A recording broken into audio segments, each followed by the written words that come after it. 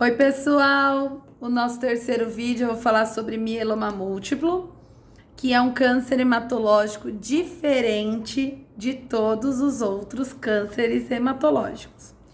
Então, assim, quando o paciente chega para mim com um quadro de mieloma múltiplo, geralmente ele já passou em vários outros médicos, já fez acompanhamento de uma anemia discreta, de um cálcio um pouco aumentado, de uma insuficiência renal e ninguém pensou em mieloma múltiplo. Então, eu gostaria que vocês entendessem aqui o alerta. Anemia, baixa de leucócito, baixa de plaqueta, quem cuida é o hemato. Então, o clínico, vai tomar um sulfato ferroso, vai tomar uma vitaminazinha, um centro, Farmaton. Não, vai para o hemato. Por quê? Acredito eu que 99% dos pacientes que chegam para mim para fechar o diagnóstico de mieloma múltiplo ou com o diagnóstico fechado, iniciaram um quadro com uma anemiazinha, uma anemia discreta que o clínico, o cardio, o endócrino, o ginecologista não deram muita importância. Então, mieloma múltiplo é um tipo de câncer no sangue que ele começa de dentro da medula óssea para fora, levando a um quadro de dor óssea com lesões líticas, ou seja, com formação de buracos nos ossos, anemia, insuficiência renal, aumento do cálcio por conta dessa corrosão óssea e aumento de proteínas que a gente chama de monoclonais no estudo de sangue periférico ou na urina de 24 horas.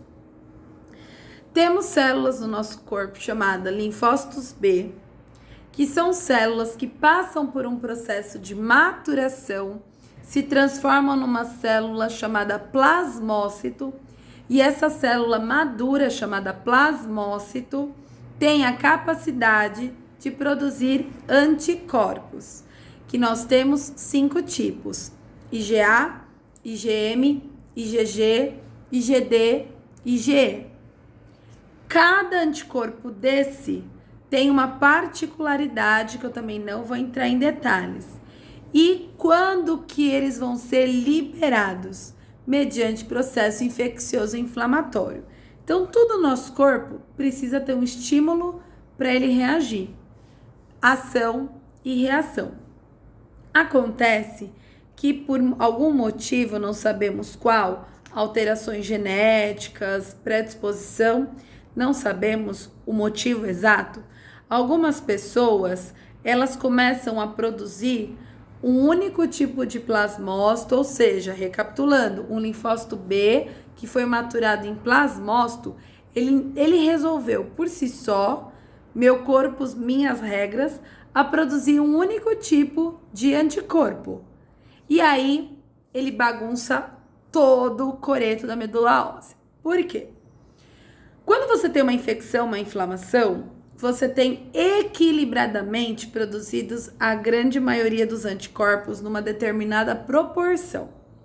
Já quando esse plasmócito decide se rebeliar, né, contra os outros, contra a medula óssea, ele fala assim: não, eu vou produzir um único tipo de anticorpo, por exemplo, IgG. A membrana de todos os anticorpos, a estrutura dela, melhor dizendo, ela tem uma cadeia leve e uma cadeia pesada. Parece um Y. Se você olhar na internet, parece um Y. E esses plasmócitos que produzem anticorpos, eles não produzem anticorpos bonitinhos. Eles são plasmócitos doentes que se reproduzem de forma desordenada, produzindo um único tipo de autoanticorpos, que é da pessoa, né? E um pedacinho da proteína do anticorpo, que pode ser cadeia leve ou pesada. O nome bonito científico do anticorpo é imunoglobulina. Então, o que acontece inicialmente? O plasmócito doente, displásico, produz anticorpos de um único tipo, ou fragmento dele, ou anticorpo e pedacinhos dele, levando a um quadro de, no futuro, mieloma múltiplo. O mieloma ele pode inicialmente apresentar-se a eletroforese de proteínas com um pico monoclonal, ou seja, o paciente não tem critérios para a gente definir mieloma, mas já tem indícios de que no futuro ele pode desenvolver essa doença com o pico monoclonal na eletroforese de proteínas. Quando a gente faz a investigação e o paciente só tem um pico monoclonal, não tem outros critérios de mieloma, que nós precisamos de critérios para diagnosticar, nós chamamos essa condição de gamopatia monoclonal de significado indeterminado. Gamopatia, que é uma doença das gama-globulinas, que é dos anticorpos, monoclonal de único tipo, de significado indeterminado. Vamos supor que a pessoa tenha essa gamopatia, não sente nada. O diagnóstico geralmente é feito através de uma eletroforese de proteínas e que o médico pede por uma triagem, geralmente ortopédica ou reumatológica, e o tratamento não tem tratamento, porque não necessita. É acompanhamento semestral. Mas vamos supor que esse pico monoclonal ele já evoluiu. Então, o número de plasmócitos displásicos dentro do osso, dentro da medula óssea, começou a aumentar muito. Tanto que vai ocupando só espaço, não dando lugar para as outras séries. Nem glóbulos vermelhos, nem leucócitos, nem plaquetas. O aumento da produção desses anticorpos ou fragmentos deles, que são as cadeias leves, leva a uma reação inflamatória dentro do osso. A gente não sente. Ela vem de dentro da medula óssea para fora. Isso produz substâncias, eu vou falar para o leigo entender, tá? Que vai começar a corroer o osso de dentro para fora. Isso leva a uma lesão osteolítica, que é a destruição da massa do osso. A partir daí começa a ocorrer um aumento de cálcio na circulação. Então, o cálcio que sai do osso, ele cai na corrente sanguínea e pode se depositar nos rins, junto com esses fragmentos dos anticorpos, levando a uma reação inflamatória renal, levando a uma insuficiência renal. Lembra que eu falei que o espaço da medula óssea está cheio de plasmócitos? Começa a provocar o quê? Uma queda na produção de glóbulos vermelhos, levando à anemia, que também pode ser piorada pela inflamação renal. Pacientes com problema de rim podem ter anemia por uma desregulação, um descontrole no aparelho justaglomerular renal, que é o produtor de eritropoetina, que é um hormônio que vai lá na medula óssea ao estimular o aumento de glóbulos vermelhos. Então, como que a gente faz o diagnóstico de mieloma múltiplo? Geralmente, o paciente sente muitas dores ósseas. E aí, quando a gente pede, antigamente a gente pedia raio-x do corpo inteiro, a gente pede tomografia de corpo todo. A gente vê lesões osteolíticas, que são os buraquinhos nos ossos longos, inclusive no crânio. Segunda manifestação, anemia.